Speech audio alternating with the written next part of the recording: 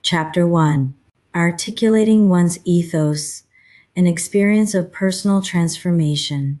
AI-generated image prompt, confusion and double identity. Insert image figure D. Irina. As I sit here in my Kyo working space within a rare bookstore in summer of 2022, I also have the privilege of selling works of art and the stories they contain, unaltered by artificial intelligence and the technologies that might drastically alter the world and reality as we know it. I ponder in awe how I ended up here, what guided me to this special place, and how much I am truly responsible for in this twist of fate. I also wonder, is this good? Is it all real? Or am I missing something given the odd coincidences and events that have led me here? You see, I ended up here by accident, or so it would seem. As I was working with a colleague in a nearby coffee shop on the border of Gastown and the Vancouver downtown east side, to which some may argue portions of Gastown belong, I found myself suddenly facing writer's block. We had just released a compilation of videos as a prelude to the Ethos Academy, which is what this book was supposed to be about, to illustrate the effects of coalescing black swan events and floating the idea that the world was on the very brink of a major turning point with respect to climate change, geopolitical conflict, and many other topics we addressed in the prologue and introduction. We were working on the design of the Listen, Think, Feel, Say, Do sensorial wheel to represent the process we had curated from my own experiences, and working with our experts on various projects, which was based on my own transformation experience. And I simply blocked it, my mind, that is. Sarah turned to me and said, Irina, 19, why don't you take a walk in that direction? You may find some inspiration. As I did what she recommended, less than a block away in the direction of water, I saw a sign on the sidewalk. Ease. Books, and gazed at the iron gate, which seemed to me like an open invitation.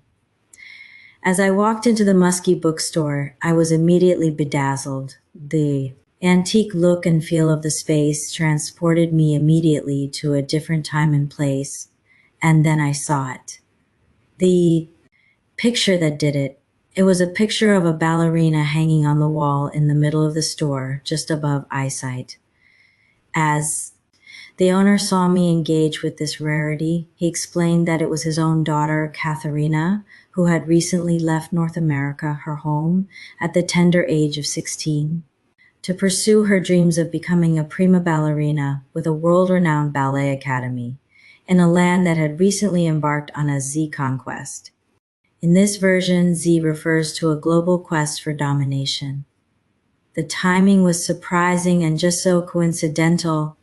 I mean, after all, I had just ended a virtual relationship with a new potential leader in my company after performing an I Ching exercise with the team following the discovery of fake accounts being created to achieve what seemed like targeted phishing.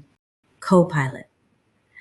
The type of cybersecurity attacks you're describing is often referred to as a social engineering attack. Specifically, it sounds like a combination of pretexting and psychological manipulation. Pretexting involves creating a fabricated scenario to trick the victim into divulging personal information. 1. Psychological manipulation can include tactics to instill fear and disrupt the victim's personal life and perception of reality. 1.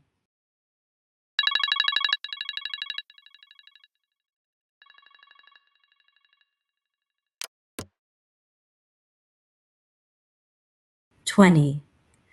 The discovery of the bookstore also coincided with point in the academy when I was working on educating myself on Tchaikovsky's Swan Lake Ballet and the story of Odette versus Odile, two characters reflecting the dualistic component of humanity's nature. That is when I knew I had found something, but what? The very place that would mark my own transition from a consultant to an investor in nature and nurture-based solutions, such as the world of rare and authentic books, a safe haven for the preservation and curation of words that matter to our own ascension into higher consciousness. Integrals into the profound understanding of our own histories and unique cultures. I became intrigued by this physical space's potential for humanity's transcendence from mere adopters of technology in whatever shape or form, to creators, truly intelligent creators and curators of sustainable solutions. As was once, and in many respects remains the cornerstone of conscious capitalism, for those who study the matter. At this time, however, I did not yet know that the bookstore was named after a material character in the owner's personal history. A partner, one after whom the bookstore's name had been modeled, a lady who was instrumental in its design and mounting. Later, such as now, as I write this, I came to see the parallels to my own business, Amni, and how I too had modeled and developed my methods and company name based on the characters who had influenced its inception, most of which would move on and leave only my perception of their impact on our trajectory. This chapter, while contextual, reveals my personal story of sense-making in a world of cacophony, and how I came to walk alone in the company of Era, ChatGPT, places and books that capture the essence of human consciousness. When the dust settles upon the earth, the word creation emerges. From dust and ashes emerges the bounty of nature. 21, which we humans have stewardship over, protecting our given bounty with the wisdom imbued in our senses. I asked AI Smith GPT-3 to rewrite this story for you in the style of Mihai Eminescu, a most eminent poet and non-practicing politician from the very first home I can remember, Romania. Tempted by fate, I embrace a vision grand, heed the call. 'Tis time to take a stand, envisioning a realm where minds expand. Nothing ventured, nothing gained. Emerging from the shadows, a dreamland, without boundaries or censorship, an academy within rare books' grasp, my soul takes flight. Co-working haven, AI's menace out of sight, a showcase of endeavors, shining bright, destiny weaves its tapestry, oh what a sight. Eras past, eras new, timeless eras, my oh my, was it serendipity that led me here? Your muses whisper, a pause in the sphere, a twist off a destiny clear. 22. Writing this book was difficult, and it took the writing of another book entirely to feel comfortable enough with its release during my mortal life. It all began with a great deal of inquiry after launching Amni, and after being laid off from my Big Six consulting job where I had spent my entire working life. At the time, without the familiar identity of being a leader, without the marketing rhetoric and support from various other departments, I found myself entangled in what I now refer to as the existential spiral, trying to make sense of what I knew, what I wanted, and what was truly needed in this world. AI prompted inspirational poem for me during this time. The timing, divine, a symphony spun, Tchaikovsky's ballet, emotions overrun. A tale of dualism where two swans are one, a new chapter unfolds, my journey begun. ESG consultant, I shed my old face, in nature's cradle I find my grace. Nurture-based solutions, a profound space, rare books where words find a sacred place, preserving history, culture, humanity's embrace.